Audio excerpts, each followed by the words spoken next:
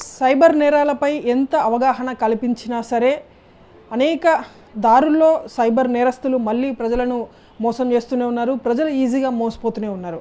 తాజాగా పాకిస్తాన్కి సంబంధించినటువంటి ఒక హీరోయిన్ ఫోటోని వాట్సాప్ డీపీగా పెట్టి మ్యాట్రిమోనీ సైట్లోనూ అదే ఫోటో పెట్టి హైదరాబాద్కి చెందినటువంటి యువకుడిని మోసం చేశారు.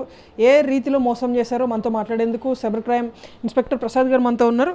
సార్, ఎట్లా జరిగింది ఈ ఫ్రాడ్ మొత్తం?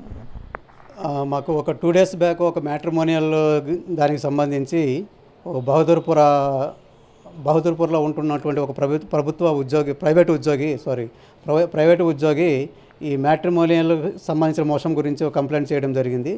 దీంట్లో ముఖ్యంగా ఏంటంటే ఒక ఫేక్ ప్రొఫైల్, ఒక పాకిస్తాన్ హీరోయిన్ ప్రొఫైల్ని డీపీగా ఒక ఫోటోగా పెట్టి అట్లాగే ఫేక్ బయోడేటా కూడా అప్లోడ్ చేసి దాని ద్వారా వాళ్ళు మోసం చేయడానికి చేశారు. దీంట్లో ఆ యొక్క డేటాని, బయోడేటాని, ఆ ప్రొఫైల్ని అతను నమ్మి ఆ ఫోటో కూడా వాళ్ళదే అని చెప్పి దాదాపు ఒక 22 లక్షల వరకు వాళ్ళకి ట్రాన్స్ఫర్ చేయడం జరిగింది. ఈ మోసంలో ముఖ్యంగా ఏంటంటే ఫస్ట్ మంచిగా మాట్లాడి మన యొక్క ట్రస్ట్ గెయిన్ చేస్తారు. దీంట్లో తర్వాత ఎమోషనల్గా మన యొక్క పర్సనల్ డీటెయిల్స్ అన్నీ కూడా వాళ్ళు షేర్ చేస్తున్నట్టుగా చేసి మనతో కూడా పర్సనల్గా డేటాని వాళ్ళు కలెక్ట్ చేస్తారు.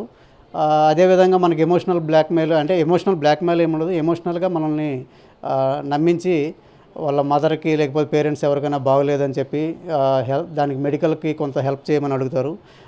వాళ్ళకి ఆస్తులు, ప్రాపర్టీస్ ఉన్నాయని చెప్తారు. కానీ కొంచెం చిన్న రిలేటివ్స్ వల్ల లిటిగేషన్లో ఉన్నాయి, అవి క్లియర్ అయిన తర్వాత అమౌంట్ రిఫండ్ చేస్తామని చెప్పి చెప్తారు. ఇనిషియల్గా కొంత అంటే మనం రీపే చేస్తున్నట్టుగా ఇనిషియల్గా చిన్న స్మాల్ అమౌంట్స్ అనేది మనకు కూడా పంపించడం జరుగుతుంది.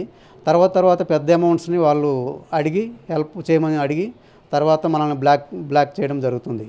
దీంట్లో ముఖ్యంగా ఏంటంటే వాళ్ళ అవతల వ్యక్తులు మనకి మాట్లాడేటప్పుడు నిజంగా వాళ్ళు లేడీస్ అని కూడా మనం కన్ఫర్మ్ చేసుకోలేము. వాయిస్ ఓవర్ ద్వారా కూడా జెంట్స్ మాట్లాడితే కూడా లేడీస్ లాగా మనకు వినిపిస్తూ ఉంటుంది వాయిస్. ఆ ప్రొఫైల్స్ అనేది చూసి మనం మోసపోకుండా కన్ఫర్మ్ చేసుకోవాలి. ఆ డీటెయిల్స్ అన్నీ కూడా కన్ఫర్మ్ చేసుకున్న తర్వాతనే మనం అడ్వాన్స్ అవ్వాలి. ఇంత అవేర్నెస్ ఉన్నప్పటికీ ఎందుకు ప్రజలు మోసపోతున్నారు అనుకోవచ్చు సార్? ఇటీవల కాలంలో కాలర్ ట్యూన్స్ని సైతం పదే పెడుతున్నటువంటి పరిస్థితి. సో ఇంత అవేర్నెస్ క్రియేట్ చేస్తున్నప్పటికీ ఎట్లా మోసపోతున్నారు అనుకోవచ్చు ప్రజలు? ఇది మామూలుగా సింపుల్గా మనం అబ్జర్వ్ చేయొచ్చు. మోసపోయే అవేర్నెస్ అనేది police department even across India ప్రతి స్టేట్ పోలీస్ కూడా చేస్తున్నారు. పర్టికులర్గా సైబర్ క్రైమ్ పోలీసులు వీక్లీ 2 times కాలేజెస్, ఏమైనా ప్రైవేటు సంస్థలు, అట్లాగే కొన్ని రెసిడెన్షియల్ ఏరియాస్ కూడా విజిట్ చేసి అవేర్నెస్ చేయడం జరుగుతుంది. మీడియా ద్వారా కూడా, పత్రికలు, వార్తల ద్వారా కూడా మనం అవేర్నెస్ చేస్తూనే ఉన్నాము.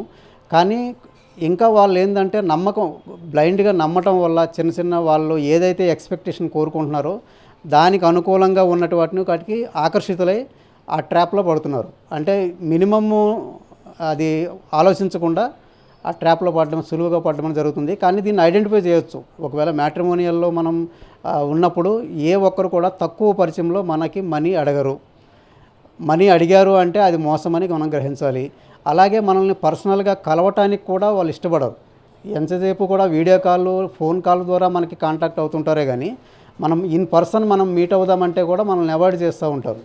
కాబట్టి ఇలాంటి చిన్న ఆలోచనల ద్వారా మనం వాళ్ళని రియలైజ్ కావచ్చు ఇది మోసం అని చెప్పి. ఒకవేళ ఇది మోసం అని తెలిస్తే ఇమీడియట్గా మనం సైబర్ క్రైమ్ దానికి రిపోర్ట్ చేయాలి. ఇప్పుడు ఈ కేసులో చూస్తే పర్టికులర్గా ఎన్ని మంత్స్ నుండి అతడు మోసపోయాడు అండ్ ఈ వ్యక్తి ఎవరు సార్? అంటే ఫోటో పెట్టుకున్నటువంటి ఆమె ఎవరు? ఫెమిలియర్ సెలబ్రిటీనా, హీరోయినా, ఎట్లా? అది ఫోటో అనేది ఫేక్ అని తర్వాత తెలుసుకోండి. ఇది March 23 నుంచి దాదాపు 2 years నుంచి కూడా ఇది జరుగుతూ ఉన్నది.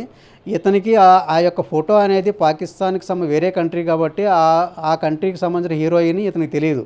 అది బ్యూటిఫుల్గా ఉంది అని చెప్పి ఈయన ఆకర్షితుడై అది నమ్మి అదే విధంగా వీళ్ళు కంటిన్యూ చేశారు. అది ఆ ట్రాప్లో ఇతను మోసపోయాడు. ఎక్కడి వరకు వచ్చింది సార్ ఇన్వెస్టిగేషన్? ఇది జస్ట్ 2 days మనకి కంప్లైంట్ చేసి 2 days అయింది. ఆ యొక్క మొత్తం డేటా అనేది కలెక్ట్ చేస్తున్నాము వివిధ సోర్సెస్ నుంచి.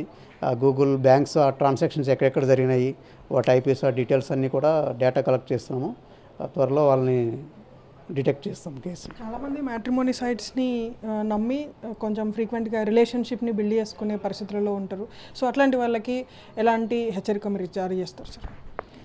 మ్యాట్రిమోనియల్ సైట్స్ అనేది కొన్ని రిజిస్టర్డ్ ఉంటాయి. వాళ్ళు రిజిస్టర్డ్ మ్యాట్రిమోనియల్ సైట్స్లో మనం ఒకవేళ ఏదైనా మ్యాచెస్ అవి చూసుకోవాలన్నా బ్రైడ్ ఆర్ బ్రైడ్ గ్రూమ్ ఎవరైనా కానీ వాటిని అప్రోచ్ అయ్యి వాటి ద్వారా కరెక్ట్ సమాచారం తెలుసు కన్ఫర్మ్ చేసుకునే ముందుకు సాగాలని కోరుతున్నాము.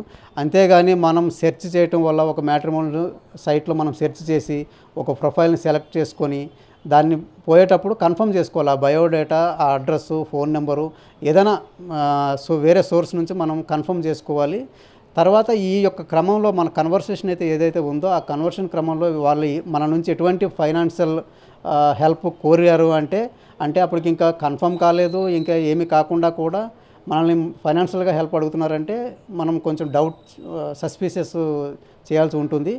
అదేవిధంగా మనకు ఫిజికల్గా ఒకసారి కలవాలని అడగాలి, పర్సనల్గా ఎక్కడైనా కలవాలి అని అడగాలి. దానికి వాళ్ళు అవాయిడ్ చేస్తున్నారంటే కూడా అది మోసమని గ్రహించాలి. ప్లస్ మనకి ఎమోషనల్గా మనల్ని మన యొక్క ట్రస్ట్ తీసుకొని మన యొక్క డీటెయిల్స్ అనేది ఎప్పుడు షేర్ చేయకూడదు. మన పర్సనల్ కంప్లీట్ ఇన్ఫర్మేషన్ అనేది వాళ్ళకి షేర్ చేయకూడదు. ఈ చిన్న చిన్న జాగ్రత్తలు తీసుకోవడం వల్ల ఆ ట్రాప్ నుంచి బయటపడవచ్చు. Thank you.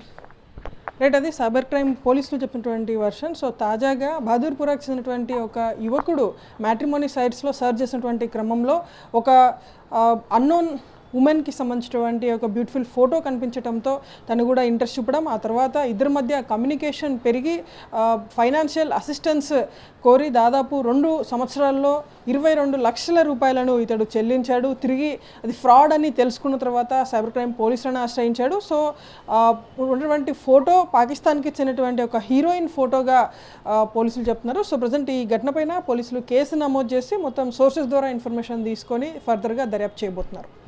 విడుదల వెంకటస్వామితో సైబర్ క్రైమ్ PS నుండి ప్రణీత, TV9.